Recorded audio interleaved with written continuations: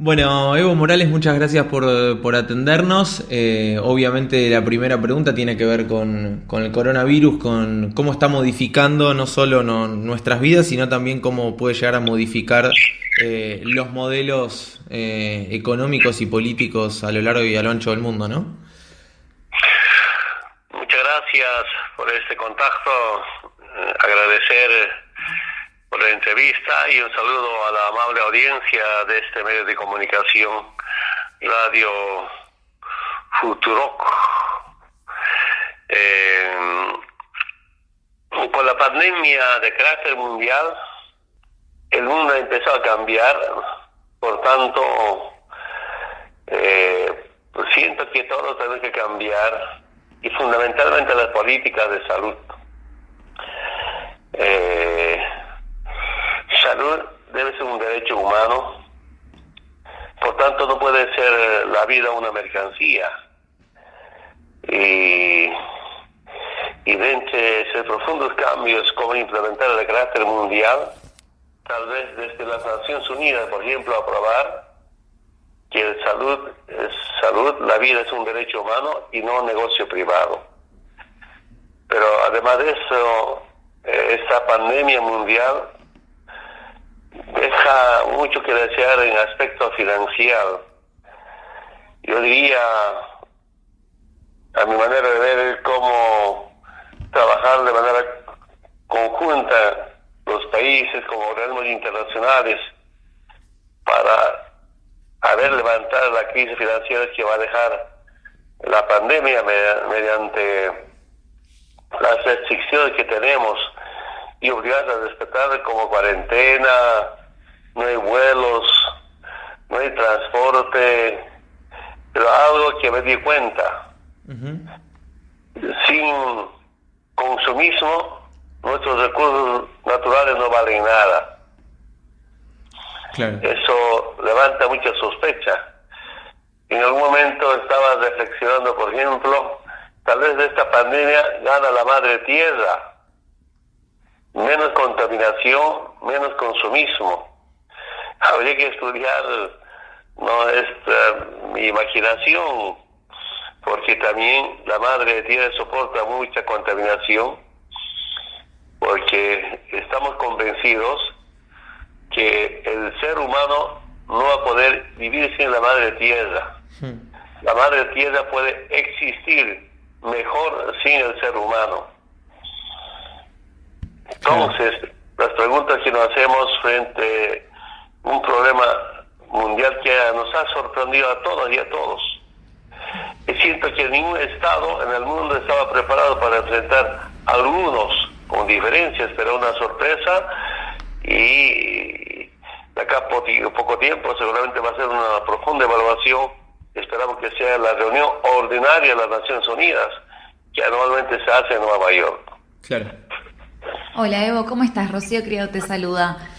En base a lo que decís, pensaba en la región, en cómo se va a reconstruir después de esto, y te leí hace unos días pensar lo importante que hubiera sido la existencia de la UNASUR en un contexto como el que estamos atravesando y la asistencia a distintos países, y pensaba automáticamente en el caso de Brasil, en lo que está pasando allá, en lo que está haciendo Bolsonaro.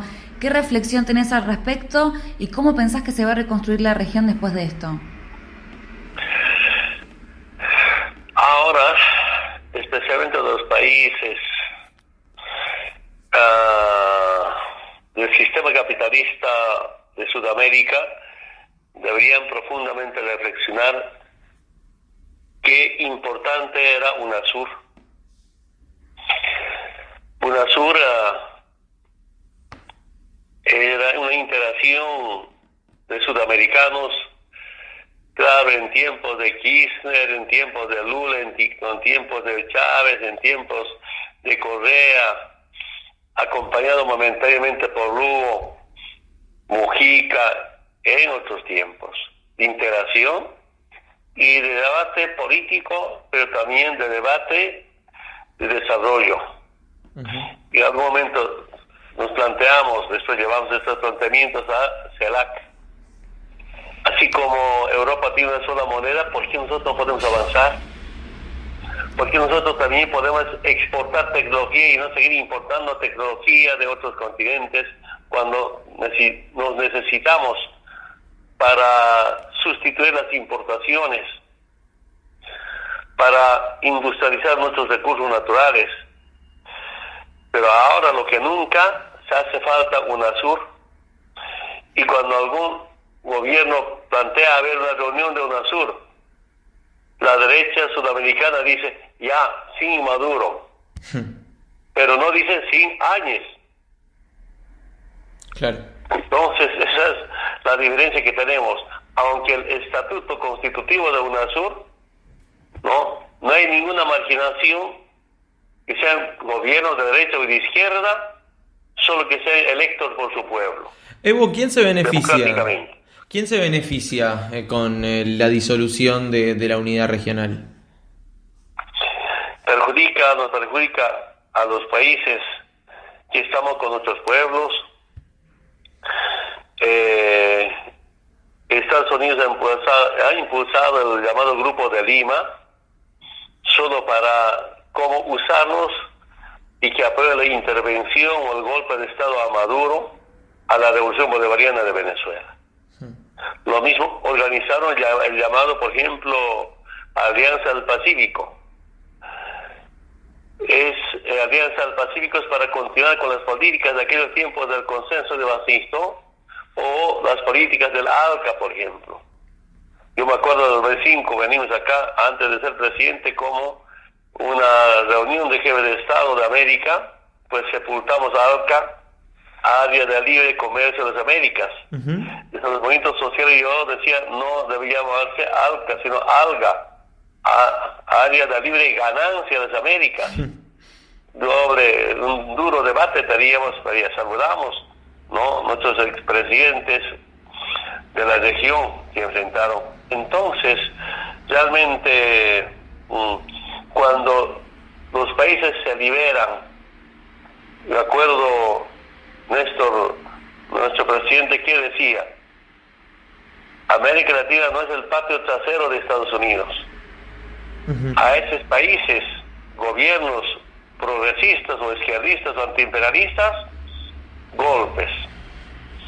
A veces golpes militares, a veces golpes congresales, a veces golpes judiciales. Entonces, solo para perjudicar este proceso de liberación, entonces aquí todos nos perjudicamos, En este momento, UNASUR se dedica para dos temas: cómo conjuntamente, compartiendo experiencias de gestión, enfrentar esta pandemia, y quién sabe ser modelo en toda la región, y podemos hacer trabajando conjuntamente. Y segundo, cómo intercambiar la poca tecnología que tenemos, y tercero, tal vez conjuntamente negociar con algunos países, así como de China, de importación de equipos de bioseguridad. Necesitamos todos, claro, todas. Y lo más importante para mí hubiera sido UNASUR unida para post cuarentena o post coronavirus, claro, y la parte económica. Claro. Porque nos perjudica en la parte económica, cómo vamos a levantarnos rápidamente. Ese debe ser el debate profundo de UNASUR, porque no podemos quedarnos sin crecimiento económico, pero conjuntamente planificar, intercambiar comercio, no solamente de competitividad, aunque yo no comparto, en mi país nunca hemos implementado comercio de competitividad, aunque es importante en algunos rubros, pero claro, sobre todo un comercio de solidaridad y complementariedad para levantar nuevamente el desarrollo económico, el crecimiento económico, pero sobre todo programas sociales para levantar a la gente que se va a quedar pobre o en extrema pobreza con esta cuarentena. Es indudable que va a aumentar la pobreza en la región, ¿verdad? Estamos convencidos. A mí me preocupa, por ejemplo, hablando de Bolivia, casi el 70% de la población vive del día a día. ¿Qué significa de la venta del día? Claro. Y del 70%, por lo menos 40% de los pequeños comerciantes del día. Ese nos preocupa. Evo, y yendo justamente a lo que está sucediendo en Bolivia, recién hablábamos de distintas formas de golpe de Estado. Con el correr de los meses, ¿a qué conclusión llegás? ¿Quién crees que estaba detrás de ese informe de la OEA tan polémico, tan fraudulento, y con qué intereses?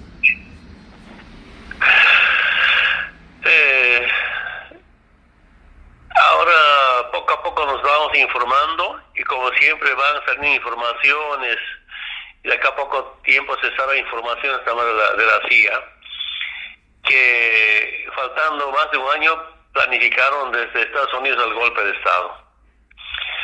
Claro, no nos perdona como Bolivia, como nuestra Revolución Democrática Cultural ha demostrado que otra Bolivia es posible sin el Fondo Monetario Internacional y todas las políticas norteamericanas. Nos damos cuenta también que Estados Unidos no quiere competencia, no quiere otro modelo. Al margen del sistema capitalista puede dar soluciones a su pueblo. La reducción de la pobreza, la reducción de las desigualdades, el crecimiento económico, la liberación no solamente política, ideológica ni programática, sino económica. Tenemos grandes diferencias con el sistema capitalista. Llega el golpe para destrozar la economía, llega el golpe usando la Biblia. Esto debe ser para una profunda reflexión. Usa la Biblia para matar, para aplicar políticas de genocidio en Bolivia. Ahora están usando la Biblia para robar y para mentir, ¿no?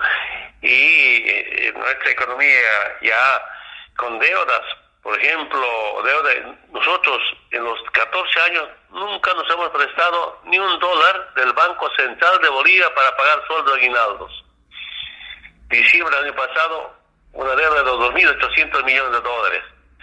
Ahora, $1.000 millones de reservas internacionales para gastos corrientes. Nosotros nunca nos hemos prestado nuestras reservas para gastos corrientes, siempre para invertir y para hacer nuevas industrias. Claro. Y además de eso, ahora está pidiendo $1.000 millones al Fondo Monetario Internacional. Y ustedes, especialmente los argentinos, todo el mundo sabe que el Fondo Monetario Internacional tiene políticas para prestar plata, condiciona o chantajea a las privatizaciones. Y en Bolivia ya vuelve esas políticas neoliberales, pero estoy seguro que en las próximas elecciones vamos a recuperar la patria y vamos a recuperar la democracia. Ya están con políticas de ajuste estructural y además de eso de reestructuración laboral. Significa despedir al trabajador, cerrar las empresas públicas, ¿no? El llamado achicamiento del Estado. Felizmente el pueblo es consciente, el pueblo siempre se da cuenta del sol que ha pasado y acabar con la inversión social. Ya no hay inversión social. Para la derecha boliviana la inversión social es como una inversión llamado despilfarro. Solo con la inversión, con inversión social podemos reducir la pobreza. Claro. De eso estoy convencido y es mi pequeña experiencia después de casi 14 años de presidente. Evo, y justamente como contracara de eso, te escuchaba esta semana hablar de ciertas corporaciones privadas que sacan rédito de situaciones como la que estamos atravesando ahora, como esta pandemia. Digo, ¿quiénes son estas corporaciones privadas? ¿De qué manera se benefician con un caso como el coronavirus?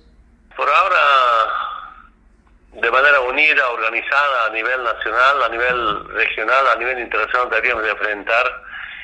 Y sobre todo, aquí quiero aprovechar esta oportunidad para un poquito expresar lo que pienso, lo que siento.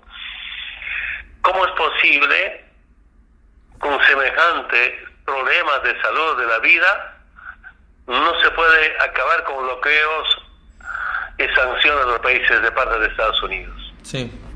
¿Cómo es posible que el presidente de Estados Unidos no escuche ni a Naciones Unidas ni al hermano Papa Francisco? ¿Cómo es posible que sigan destinando más de 60 o 70 mil millones de dólares en gastos militares para este año. Cuando en Estados Unidos hay mayor cantidad de contagiados del mundo, en Estados Unidos más muertos de todo el mundo, en Estados Unidos hay más muertos día. Entonces, ¿qué está pasando? Y aquí, de verdad, yo escuché años pasados que decía, dentro de la política del nuevo orden mundial, es importante reducir a la población innecesaria. ¿Y qué cuál es la población innecesaria?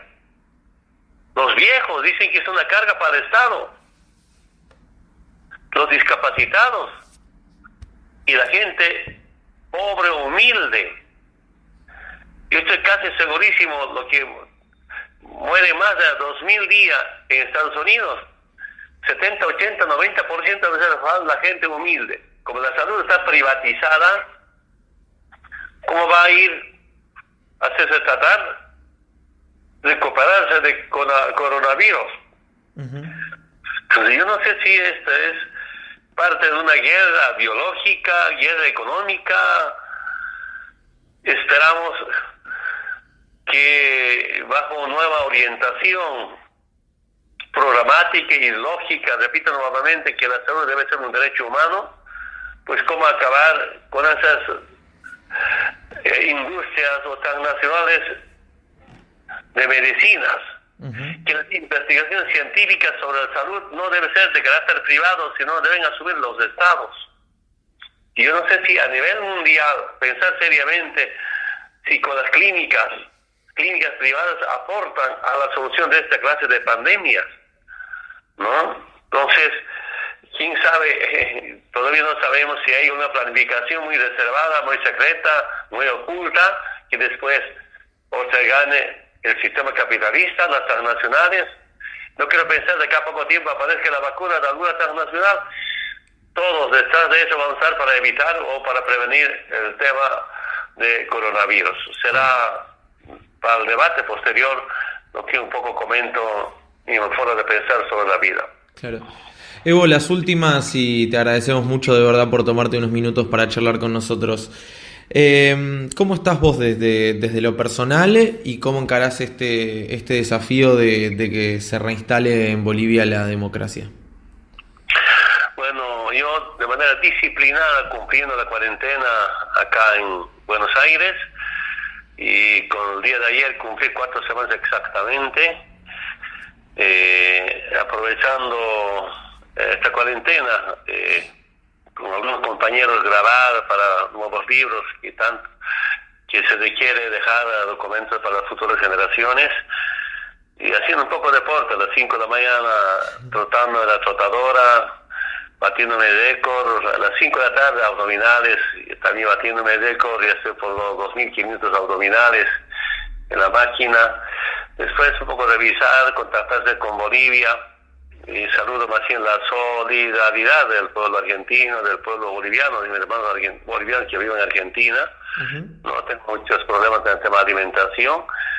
Siempre contactándome con mi hermano candidato Lucho Arce, con la región del trópico de Cochabamba, a la cabeza del hermano Andrónico Rodríguez, una nueva líder que nace. Y lindos mensajes recibí del hermano Andrónico, decía: no somos millonarios, pero somos solidarios, compartimos lo poco que tenemos. Están organizando, anoche estaba hablando con el alcalde de Villatunari, estaba el alcalde del altiplano boliviano con sus volquetas de frutas, llevar, recuperando el llamado chala en términos originarios, que es intercambio de productos, trueque, claro, de productos del altiplano, del oriente boliviano, productos urbanos con rurales. Antes el movimiento indígena no usaba moneda, todo era trueque. Y frente a esta cuarentena, pues recuperando estas formas de trueque, acabo de ver, por ejemplo, municipio milenario Toro Toro, dice: no les falta comida, todo trueque. Es algo histórico escuchar estas novedades. Y finalmente, pues primero es la vida. Por ahora no estamos ocupándonos de la campaña, y cuando se acabe la cuarentena, cuando se retome la campaña, también estaremos junto a nuestros candidatos, candidatas, para recuperar la patria, para recuperar nuestras políticas de nacionalización e industrialización, pero también para recuperar nuestro proceso de cambio. Evo, muchas gracias de verdad por la comunicación. Un abrazo grande. Muchas gracias, hasta pronto. Pues. Hasta pronto.